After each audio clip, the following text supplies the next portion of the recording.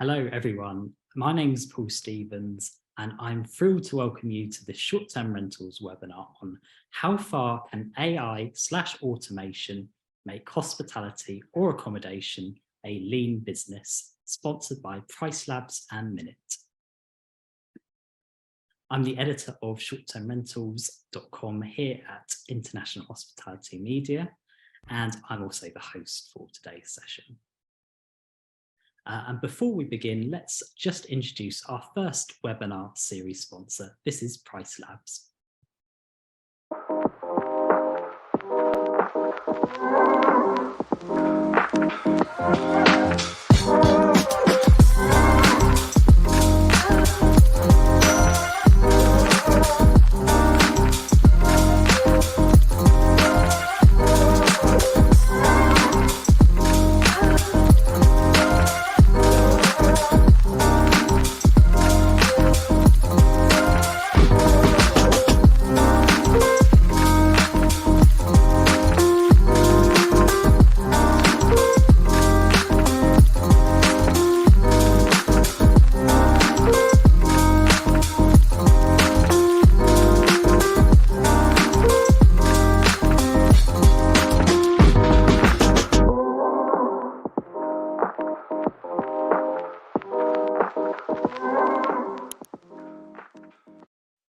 So a big thank you to PriceLabs for sponsoring this webinar and our webinar series in total. And here is, again, another short video from our second series sponsor, Minute. Hi there, we're Minute. We make home sharing work for everyone, hosts, guests, and communities alike. We've developed the world's first indoor and outdoor sensor built specifically for hospitality, and the only one that integrates with Airbnb. The Minute sensor monitors noise, occupancy, motion, and temperature. It's camera-free, so it protects your guest privacy. We can help you prevent parties and noise complaints, enhance guest experience, and protect your rental properties, just like a co-host would. When Minute detects noise, it notifies the host. It can also contact your guests via Airbnb messages, SMS, or an automated phone call. Similarly, you'll be the first to know when there's a risk of crowd, the AC malfunctions, or someone tries to enter your rental between bookings. And the best part is, you can install Minute yourself in minutes. That's why we're trusted by hosts and hospitality professionals in more than 100 countries. Find out more about how Minute can help you host happy at minute.com. So a big thank you to Minute for sponsoring this webinar and our series again. So in terms of webinar guidelines for today, please do keep your sound on mute and your camera off if you're not a speaker today. All of the details will be posted in the chat by my colleagues Joe and Danny, so please do post any questions you have there yourself throughout today's webinar. Our discussion should last around 45 minutes before we move on to some audience questions. Now we have got a big audience today, so we're expecting plenty of questions. Please do post any time throughout, and a recording finally will be sent round to everyone within 48 hours after the session, those who registered. So let's introduce our speaker lineup for today, and we're going to kick things off, please, with Adir from Duve. Hi everyone, and thank you for joining us. Mute? I can't hear you just at the moment. How about now? Yeah, yes, we got you. All right, take it away. Happy to be here, and then thank you for having me, Paul. I think it's the second webinar that I'm joining. First one was a few months ago. I'm Chief Marketing at Duve. Duve is an award-winning guest experience platform, and basically we handle everything from pre-check-in through the actual stay all the way to post-stay, and help you automate operations, increase revenue, and maximize guest experience without giving away that personal touch. Thank you very much, Adir. Delighted to have you on board for today's session. Next up, we have Ankita, please. Hi, good evening, everyone. I'm Ankita. I'm currently the Chief Operating Officer at Oyo Homes. As the COO, I take care of customer homeowner experience along with brand PR and content for the vacation home business. I also have experience working with Unilever and running my own venture before this. I've been with Oyo for the last many years, and I've seen the journey from it being a 100 million company to a $10 billion company. Many of you may not be aware that we manage upwards of 150,000 properties in Europe. Apart from this, I have a lot of interest in the application of automation, technology, and AI to businesses and consumers. I write a newsletter, a regular newsletter, The World of AI, on Substack. The objective is to help businesses understand AI and the ways it could be used to empower a business. Look forward to the discussion. Thank you, Ankita. Delighted again to have you on board today. And next we have Alex from AltexSoft. Take it away, Alex. Yeah, sure. Thank you, Ryan. Thank you, Ryan, and nice to meet you all. So my name is Alex Medovoi, and I'm founder and CEO of AltexSoft, a technology and solution consulting firm that is trusted by global travel and hospitality businesses as partner in business transformation and product development.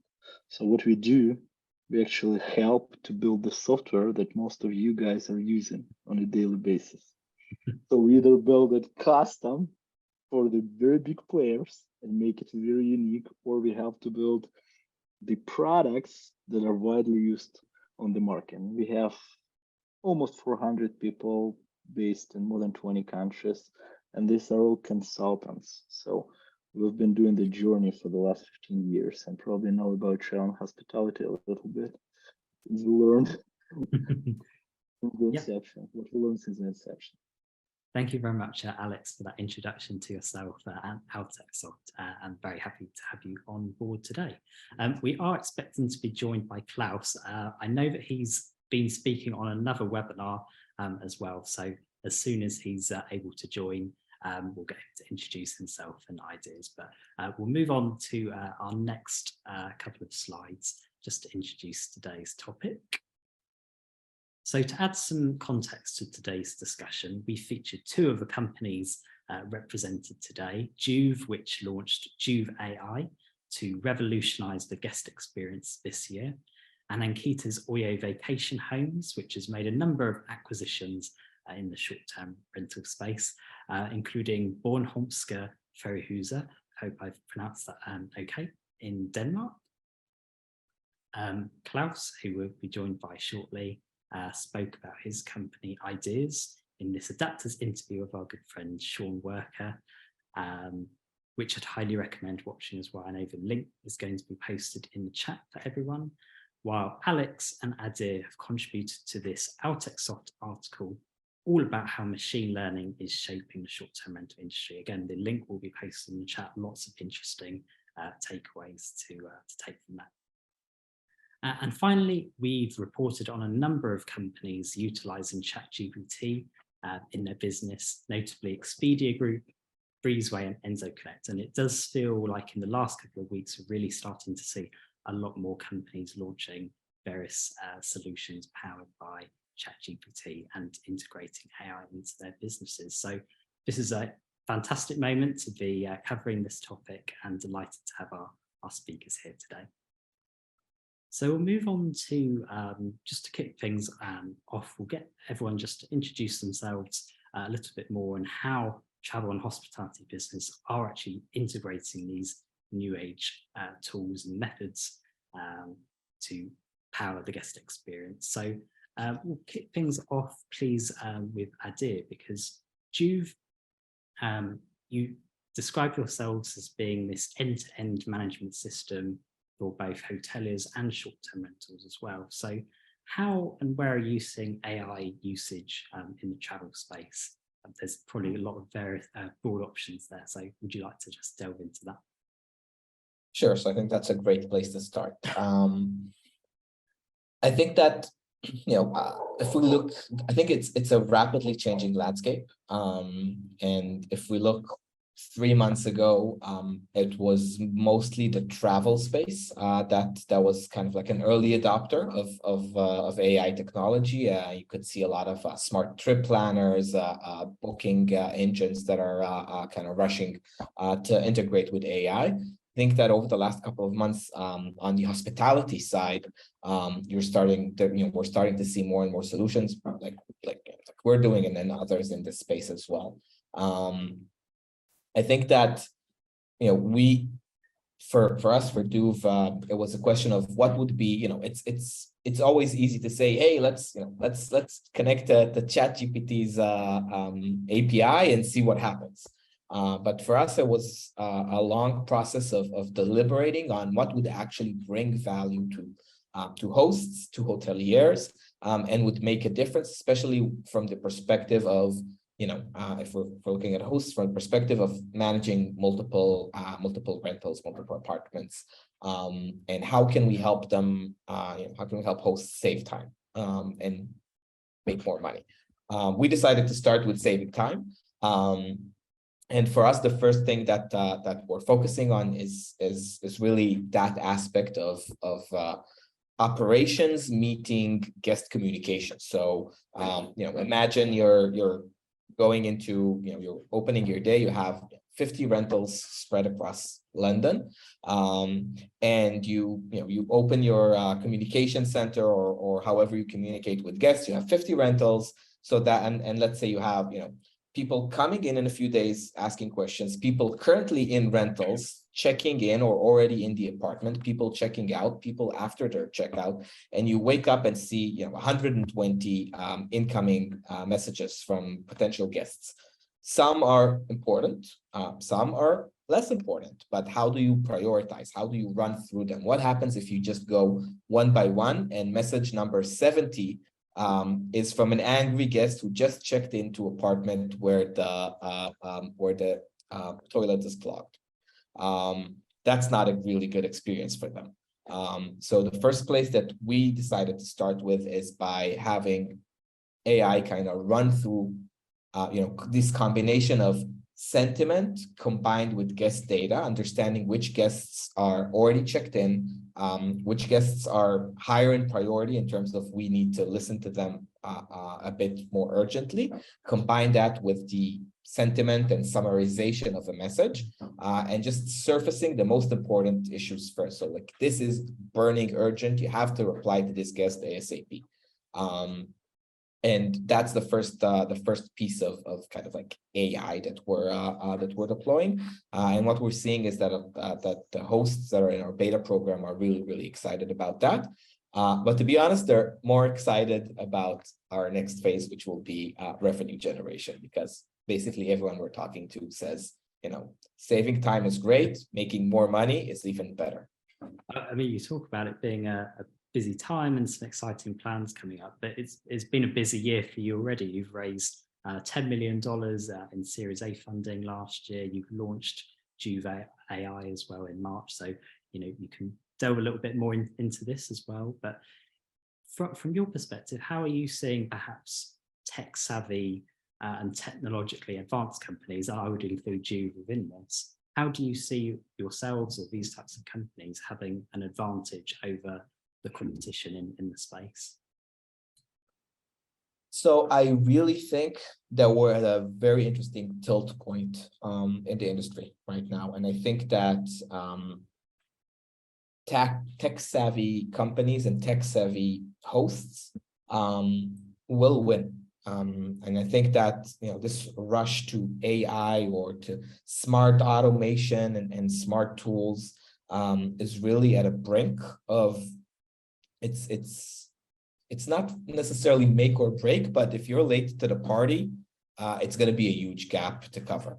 And I think that on one hand, I don't expect a lot of hosts to build this capability in-house.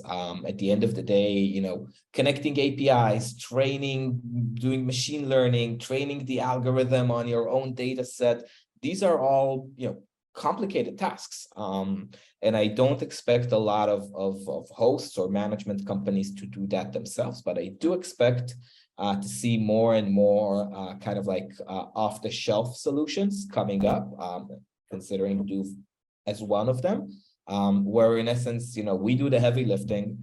We train the models on, on hospitality and how to talk to guests, and reading guest information from your PMS or channel manager, and what's important and what's not, and just kind of giving you almost a turnkey solution. And obviously, at the end of the day, every every host, every company need to have that ability to do that last fine tuning. But I think that we will see more and more hosts turning to turnkey solutions as time goes by. I think that the ones that will adopt it earlier will definitely see smoother operations, more revenues, happier guests, and right now also better PR, to be honest, because it is a trend, and everyone likes to talk about trends. And if you're adopting a trend early on, then you're also gaining a lot of nice media exposure, which is a great benefit as well. We're providing that media exposure, and we love trends, so that's a perfect match, really. Thank you very much for that, Adir. I'll turn to you, Ankita, as well, because you mentioned in this introduction you've got these two hats, basically. You've got the Oyo hat, and you've also got the World of AI Substack newsletter. I think you've got 31,000 subscribers on there. I'd love to learn a little bit more about that, but if we're looking from an Oyo vacation homes perspective as well, this property management background, how are you specifically using AI or automation to really enhance the overall customer or guest experience? Apart from, I think, personalization, which is what most companies have used for a while, but I think with the newer tools, it's really about taking personalization to another level. Chatbots, pricing, smart rooms, I think sentiment analysis. We've used AI for in multiple ways, but I think I would like to mention two most prominent features or two most prominent areas where AI made a substantial difference for us at OVH. The first one was customer support. To give you perspective, we were able to bring down our wait times pre and post pandemic from 1 hour to 5 seconds. So the shift was that huge, and that too at 60% of the cost. So I think all of that was possible because of deploying automation, deploying technology, deploying chatbots. Now, the one way to think about deploying chatbots or solving customer support, in my opinion, is not really to think that you need a chatbot. It's important to understand what are the bottlenecks for your business. What are the friction points where customers need to reach out to you? Are customers reaching out to you for specifically one problem or 3 areas? And by dissecting that, a business could easily deploy solutions basis the reason why customers may be reaching out to you.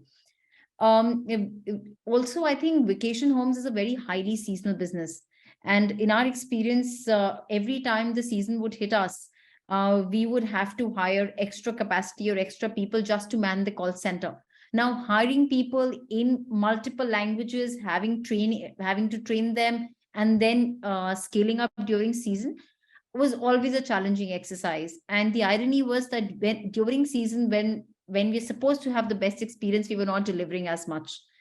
And that's when we realized that we need to deploy better technology to solve the problem. And I think it served the purpose. The second area which we've used AI to solve for is, I think, an extension of what Adir was saying, revenue generation, dynamic pricing. I think we've used dynamic. It's been for 5 to 6 years, we've been using dynamic pricing for both hotels and homes. Dynamic pricing has been able to optimize pricing basis occupancy. When you have higher occupancy, the price is higher. If the occupancy is lower, it lowers down the price. To make it more advanced, we're also able to input what homeowners want in terms of the price range that they would want. And as a result, what we achieve is a higher RevPAR, which is, per room or per home, we're able to get a better revenue. So I think those are the two areas where, one on customer experience and one on homeowner experience, where we've seen a significant difference in terms of respective outputs. Thank you, Ankita. That's a really interesting perspective. And again, not necessarily all the angles that I would have had too much knowledge about before. So thank you for that interesting insights. We'll turn to Alex as well, because again, you're offering a completely different service to our other panels today, with AltexSoft being this travel tech consulting and solutions firm. You're based all over the world as well. from the companies that you're advising and consulting with, how do you see travel and hospitality businesses using these new age methods? And you can probably keep that quite broad as well, whether that's in short-term rentals or in general. Yeah. Look, actually, I'm going to refer a lot to what both Adir and Ankita already said. Basically, my perspective is the following. Like, first, the market itself is not linear. So we have leaders, obviously, in terms of size and volume of the business that they're doing in short-term vacation rentals. And we have smaller companies. They still have their share of business, right? They still have their market, they still have their guests. But obviously, someone like Oya can invest a lot. If you're managing 20 properties, you have limited money to invest. You can think of doing something very, creative, particular, bright idea, but very likely it's going to be a separate business. It's not going to be something that is going to improve your experience for 20 apartments or 30 vacation rental homes. So what we have to do first, we have to distinguish. We have to be very careful. If you're a big business, then it's one strategy and one situation. And in terms of a big business, from my perspective, we have to be very sober.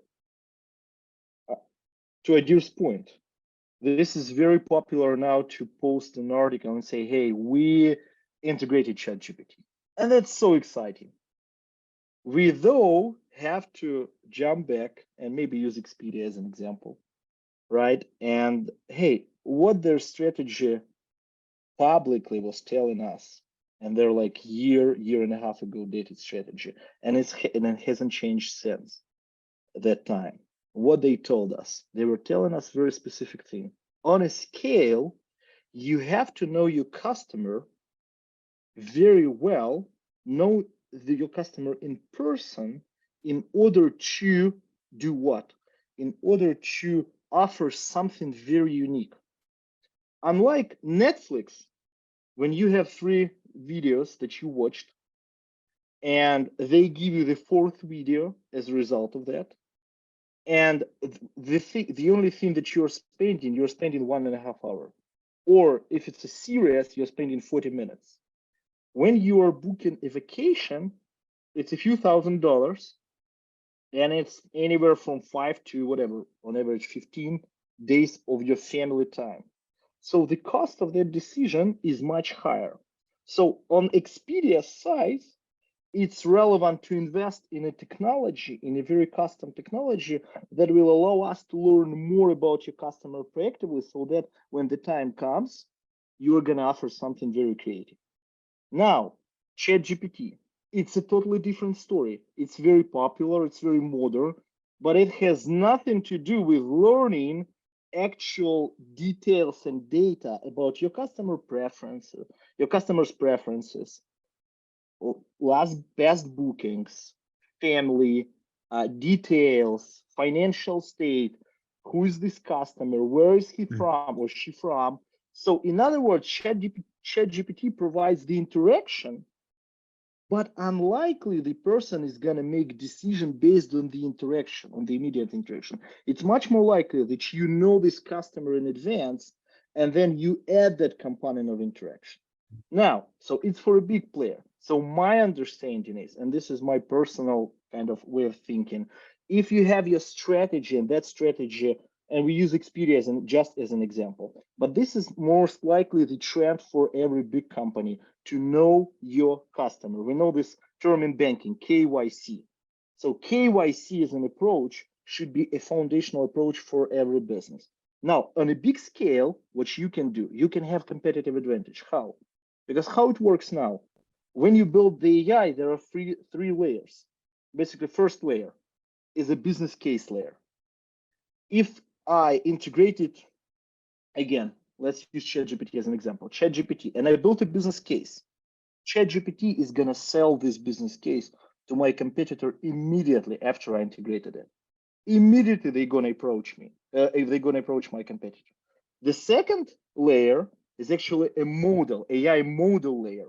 For those of you who know how this is all built, you build the model first, and then you implement the algorithm based on the model, the actual implementation. Imagine you never share a business case, but you bought someone else's third-party AI model. What happens next? Someone is gonna find out very fast which AI model you use, and your competitor on a large scale is gonna go and buy the same AI model. Now, the third layer is actually the most unique data. If you're a big business like Oyo, or even like Expedia or Airbnb or whoever we are gonna mention, you have enough data. Now, if you build your own solution, your data stays with you. If you share your data with ChatGPT, what ChatGPT does, he gets your data and he not only helps you, but he also uses your data to improve the model that is gonna be later shared with your competitors. But this is all for the large scale businesses. For smaller scale businesses, obviously, they're not going to build their models. They're not going to, even with their data, they're not going to benefit from using their data because it's not too big enough to build the model and to train the model later on. So the only way for them is actually to take someone else's business case, think, okay, is this business case relevant for me? And here's the question, how can I do that? Using very simple and very reasonable approach. What we usually tend to do, especially now in this positive thinking mentality time now, we say, hey, we're gonna improve something for our customers. The most prominent technology investors tell us that this is a wrong approach. We should not improve anything. What we should be focused on, we should be focused on fixing the actual problems and issues that we have. To Ankita's point, she was very relevant in that.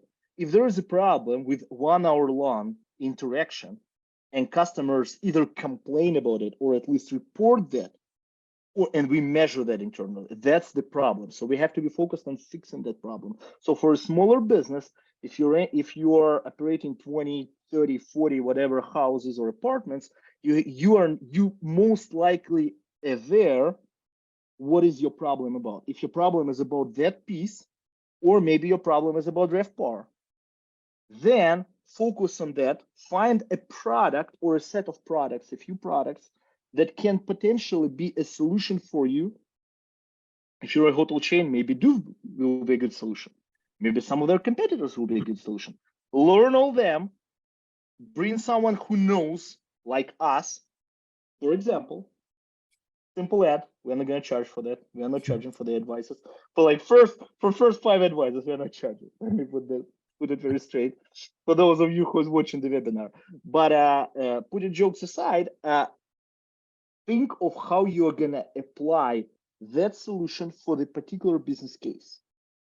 And then as a result of that, pick up, try, and do business case. And don't even think, if you're a small business, don't even think of building something on your own. Think of integrating and building the ecosystem that will consist of the best products. And maybe you should build something internally to connect these pieces, like a part of the solution, if it makes sense. Yeah, thank you very much, Alex. And there's lots that you've sort of addressed within that as well. I want to sort of go back to Ankita as well, because we touched a little bit there on market conditions and competitors there. Ankita, in your opinion, and sort of informing your role at Oyo, how can emerging software tools help businesses to really adapt to the market conditions you're seeing with AI and automation?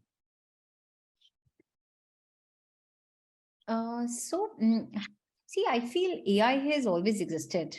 It's only that easily available tools and small, easily accessible tools have just made it easier and quicker for small and medium-sized players to deploy them.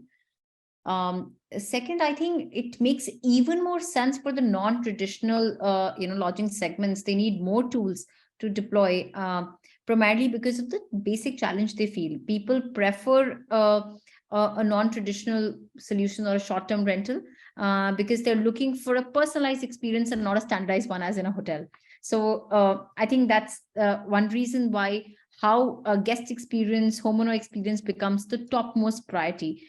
And that is easily solvable by a number of solutions. However, I think what's more important is which tool to buy, what part of the business should you deploy a tool in. And I'd sort of, maybe would like to divide this into 3 layers. The first one is, I think it's important to evaluate your customer life cycle. As a business owner, you need to know what is your life cycle, what are the pain points for your business, and what is your life cycle looking like. For example, if you feel that customers keep calling me and I'm not able to answer, then maybe deploying a chatbot or understanding why customers are calling and making a product for that makes sense. If, for instance, as I think Adir mentioned about, so many messages, you're receiving so many messages and you're not able to reply to all messages on time, you want it to be prioritized, then that's the solution. For instance, if operations is a problem and you cannot be there to help the guest check-in, and you need smarter tools or smarter locks, then smarter locks. So basically, it's important for you to first evaluate your life cycle, understand what are the top five pain points you have, and then try deploying solutions for those. That's, I think, the first way to look at it. Second is marketing and content generation. I think that's a no-brainer today with such easy tools available in the market. Many free of cost, many at such a low, $20 a month sort of subscription. I think it helps you elevate at every level. It helps you elevate and make your first draft ready. That's great. It helps you elevate content. For example, if you don't have the resources or maybe the time to create videos, that's so easily creatable in terms of marketing and content. If you feel you want to reach out to newer audiences and you want to go to a newer geography, then translations are so much easier. So I think marketing and content generation should be a no-brainer for every single business owner here on the webinar. And the third area I feel, which is very important, is productivity enhancement for you and your teams. Again, evaluate where is your time or your team's time going in terms of doing tasks, and how I like to look at it is, we will all realize that 80% of our time is actually spent in tasks that sort of are matter, maybe just 20%. So those can easily be automated, could be done in a much smarter way. Again, many tools available. And, right from taking meeting notes to scheduling tasks, to writing emails, to IVR recording, to, hundreds of areas where you could get tools. So that's the third area. So I think if you look at your business in these 3 buckets, and then within each bucket, just, sit down and take 2 days just to build this, it'll be much easier and you will know how to use those tools. And then what is the next question? Yeah, that actually sets me up perfectly for my next question. So thank you very much, Ankita, for that. But Adir, with Duve as well, Ankita mentions there the content creation and marketing side. How do you see businesses being able to leverage AI in that way, but also on an operational side for guest management as well? Correct. So I think, so I think, I think both Alex and Ankita raised really good, really good perspectives. And I think that I will say something that might be a bit controversial, but okay. At the end of the day, a bed is a bed. As a guest, I need some place to sleep in, and hotels were doing their thing. It was great for many years, and then with the rise of Airbnb, it kind of reflected a shift in the in the understanding of guest needs and guest desires, and in basically this concept that a hospitality experience is more than just a bed. And I think that if you are looking to win market share, if you're looking to get more guests, to get more repeat guests, you need to understand that it's more than just a bed. And at the end of the day, more than just a bed, at least from our perspective, is guest experience. And guest experience covers operations, it covers personalization, it covers communication, it covers, you know, the entire journey that a guest goes through.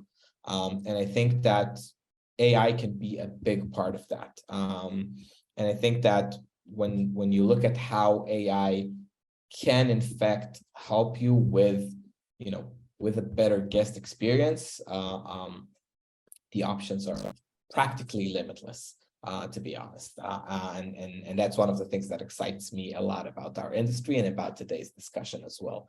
And I love Alex's take on this as well. I think that you know, from an operational standpoint, there's many things that you can look at. You know, just off the top of my head, again, I think that looking at how you can automate in a smart way all of guest communications, how you can reduce the friction of you know, things happening behind the scenes, in terms of kind of even at some point anticipating based on behavior, based on smart triggers, based on the data that you collected about the guest, compare that to the data that you have from your own data set of guests with similar profiles, and saying like, you know, okay, if a guest, you know, I have a reservation coming in, and I know that it's a family based on the number of guests, and I know that similar guests came in with small babies, and then I can, you know, already create a custom message that offers them an upsell for a baby crib, and suggest that, you know, that we take a baby crib and we put it in the apartment, or, you know, if it's a business traveler, I can automatically offer, you know, travel, like complimentary travel from a train station, or from or, you know, from the airport to the apartment. These are all really exciting places where, you know, AI can kind of learn behavior and come up with suggestions to you as a host, or you know, even if we're looking at like repeat stays, and increasing kind of like, you know, your increasing your brand awareness, or increasing your reputation. So, you know, looking at like all of your past reviews and doing analysis and looking at, like, you know, for example, check-in time versus checkout time versus guest country and language compared to the review and the star rating that they gave us, and surfacing common issues like, hey, you know, as your AI pal, looking at the last 30 days of reviews across your 150 apartments, we noticed that guests from Germany tend to leave you lower reviews compared to guests from Italy. Perhaps you should consider investing in, you know, more communications in German, translating your digital guidebook into German, understanding a bit more of the German mentality, and offering them relevant content that they could be interested in, more, you know, things that would interest them, et cetera, et cetera. Like I said, the examples are limitless, and I do want to give space for you know, for other speakers here as well, so I'm going to shut up right now. No, some fantastic perspectives there, Adir. We've got a couple of questions coming in, so thank you very much, Eduardo and Trisha, for submitting those. I'll get to those in a minute. Once I really want to get everyone's perspective on this. I think it's really relevant to this discussion, and it's actually, is AI something that we should be excited about embracing, or are there any potential risks or implications? I'll start with Alex, because I know you've got some interesting, perhaps maybe differing opinions when it comes to this, particularly around data and the machine learning ownership, I believe. Sorry, Alex, yeah. Yeah, muted. So do you want me to answer the question from the chat? We'll come to that quickly, shortly, okay. But just first, is AI something that we should be embracing, or are there reasons to perhaps be wary of it? What are your thoughts on that? Yeah, well, probably would be weird to hear that we shouldn't be embracing AI, right? Let's be honest. Let's be honest, like brutally honest and direct. From my perspective, again, it's all about the particular and very specific business case. What we can do, looking at this very practically, we can either optimize our operations and therefore increase efficiency, or we can grow the revenues. So either or, ideally both, but just on two different sides of things. If we're speaking about revenue growth, first and foremost, it's all about rev management. We have an interesting statistics. It's I have to admit that it's dated like 2 years, approximately 2 years ago. But at that point, let me read it to you. I'm sure I have this in my data. So 2 years ago, only 12% of vacation rental management companies were using machine learning-based revenue management systems to optimize pricing and revenues. Now, we know for sure the statistics is different, but we're not yet there. And for revenue management, you can actually use the Excel. It shouldn't be modern / AI, whatever it is. It should be just a reasonable revenue management thing. Now, on a scale, you can use AI-driven models. It have to worth it, though. But there are a few good models, not models, a few good products on the market, even now, that you can use. And this actually helps you to maximize your revenues. Totally like referring back to what Ankita described. Very relevant case. Now, second big thing, how are you going to make more revenues? Upsells. How are you going to make upsell? You have to know your customer. To Adir's perspective, we had a very interesting case. Imagine South American chain of properties, and they have a lot, like over 50% of their customers come from North America. So what they noticed a few things. And how actually they noticed this? They noticed this because we started helping them to collect their non-transactional data. So for the audience, we can always describe all data and like kind of in two buckets. There are transactional data, non-transactional data. Most of us, one way or another, we kind of keep our eye on transactional data. So who bought, when bought, what they bought from us, how much did it cost, what were the dates, etc. Non-transactional data. All the communications or side touches that are accompanying those transactional data bucket. So we helped to build a system that actually was collecting data, not yet analyzing it, collecting first. And it's a pretty big provider. So after we built that out, we kind of showed them a few cases. We said, okay, let's take a look at your family customers from North America.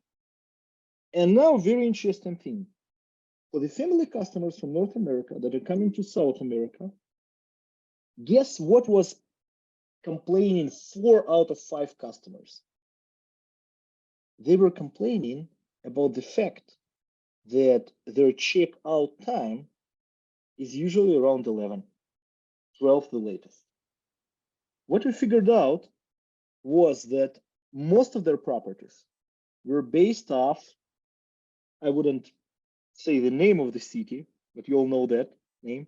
And most of the flights that were coming back to North America and that were providing a good pricing were, guess when? In the night. So they were always trying to extend their stay and have later checkout, another 3-4 hours.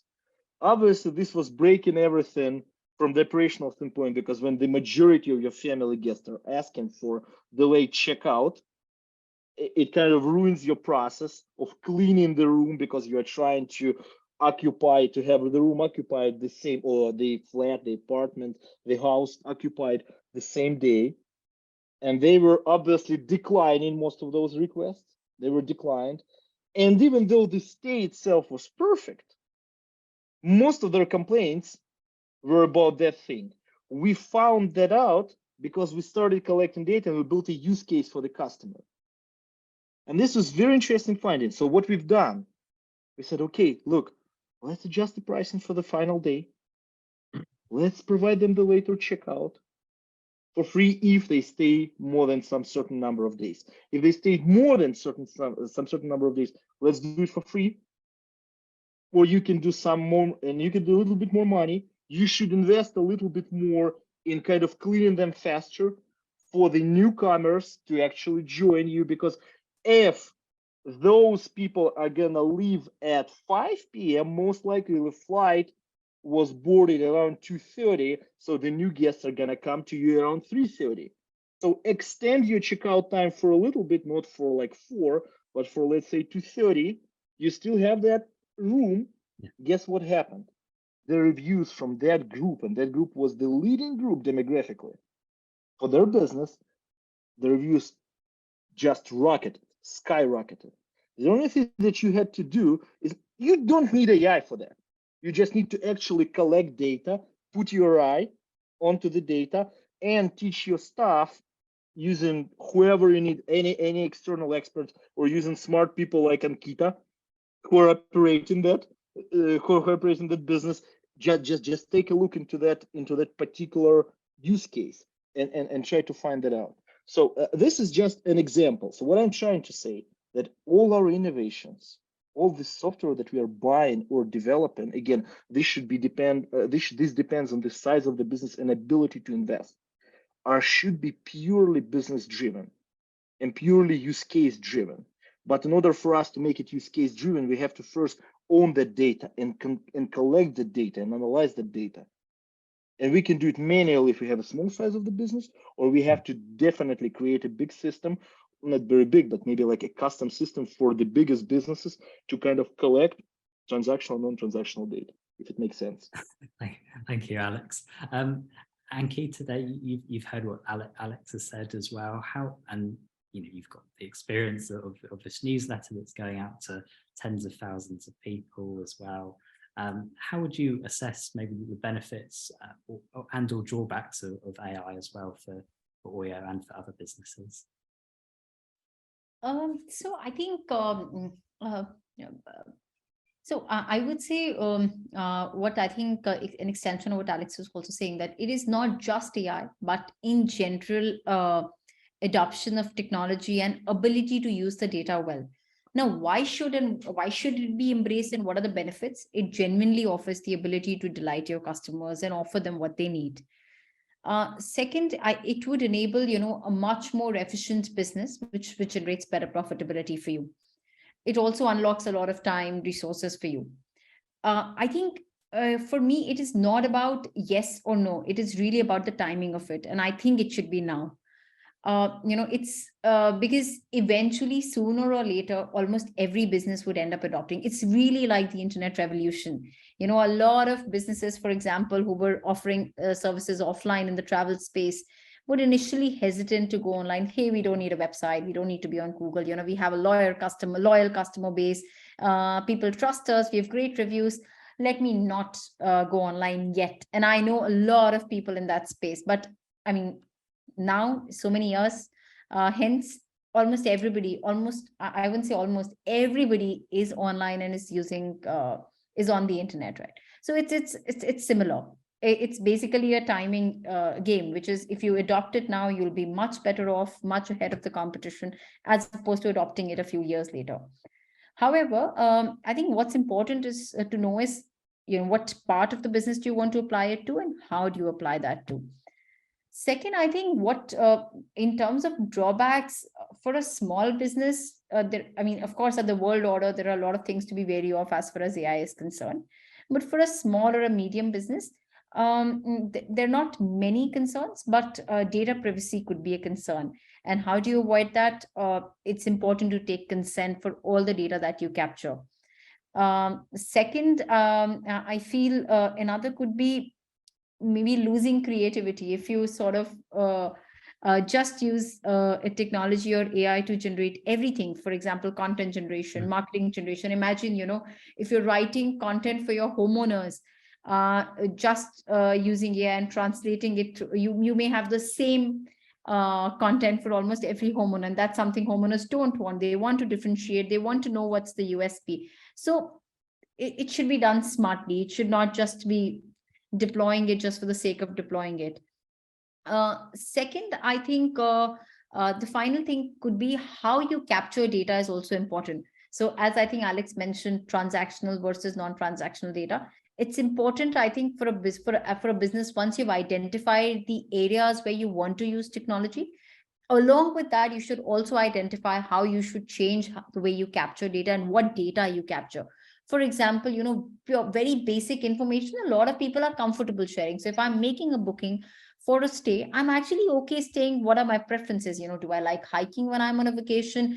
Do I prefer a barbecue, or do I prefer to, stay in the pool, or do we want to visit historic places? Now, you might feel it's irrelevant to capture it for now. But if you're able to capture, what could be benefits that you could offer? So it's really a balance between not losing the customer because you're giving, getting them to submit a lot of information, versus what benefits that data could unlock. So I think I would just say using tools smartly would, of course, is going to be important, and doing it now. Fantastic. Thank you, Ankita.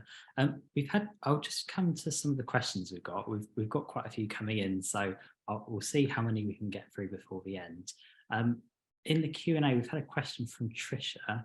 I'm not sure who this is directed at specifically, so I might ask if, when you've got a little bit of time, the panelists, if they want to type an answer to this. But it's saying, are you saying to take the data that we're collecting from Price Labs, for example, to create a business case or strategy to acquire reservations? So if one of the panelists wants to, or several panelists, or Trisha wants to come in and just say who she'd like to answer that question, then please do. But any of our panelists are very welcome to answer that. I'll come to Eduardo Mandri's question, Eduardo from Angel Host. And he says, given how fast AI tools can now be developed, when should a company decide to pay for tools like Duve, and when to develop its own tools with the help of companies like AltexSoft? Adir, do you want to come in on that, please? Sure. So I think Alex and I will probably have different answers to this one. And yeah, I think, this landscape is changing rapidly. And I think that at the end of the day, it's a question of how your tech stack looks like, how much development power or resources you have in-house, and the bandwidth you have to allocate to building your own internal solution. And I will say something kind of like counterintuitive coming from Duve.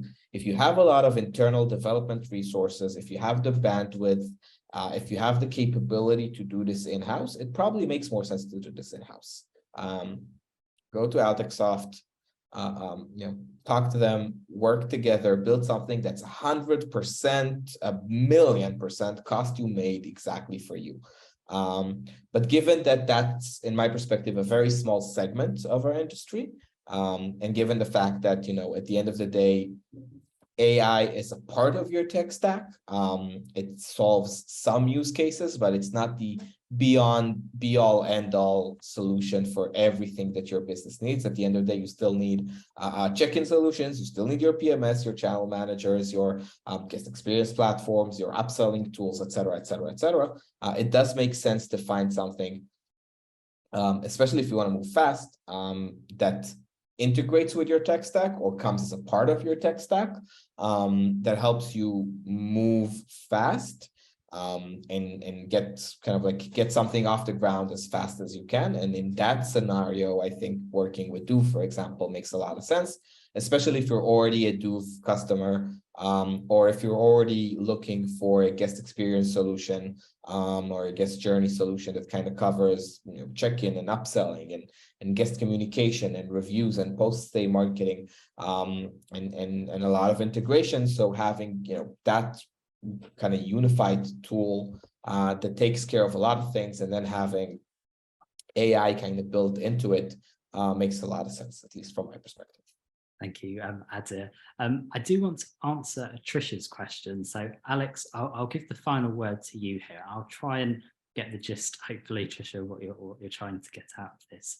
And it's saying, are you taking the data that we're collecting from revenue management companies like PriceLabs, for example, to create a business case or strategy to acquire reservations? What would you say to that? We've got probably about 2 minutes maybe to answer that question. So hopefully you can sum that up. That's a good question. I would probably prefer to also add a couple notes to Adir's question, but I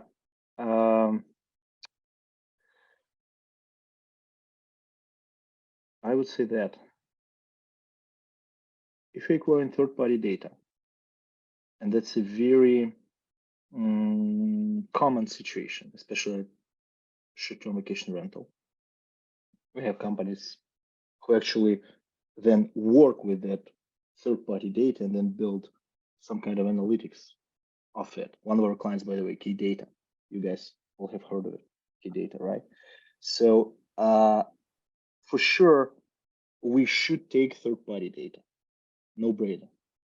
However, we have to be very careful and very wise on when they're applicable for my business and when they're not applicable to my business.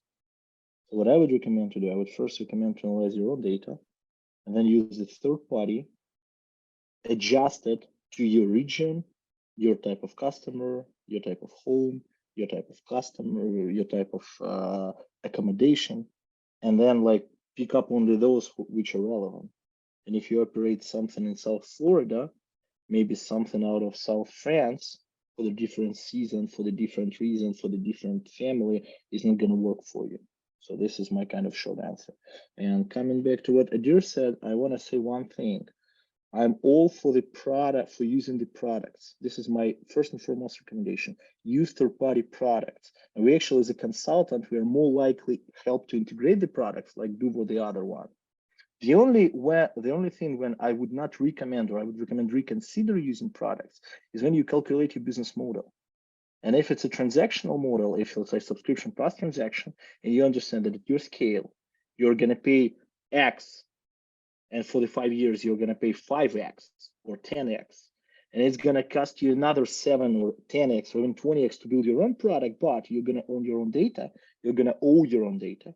You're going to operate your own data. You're not going to share to the market your own data, and you're going to build something that has also unique thing comparing to the product that you can integrate. Then it makes sense for you to build the product.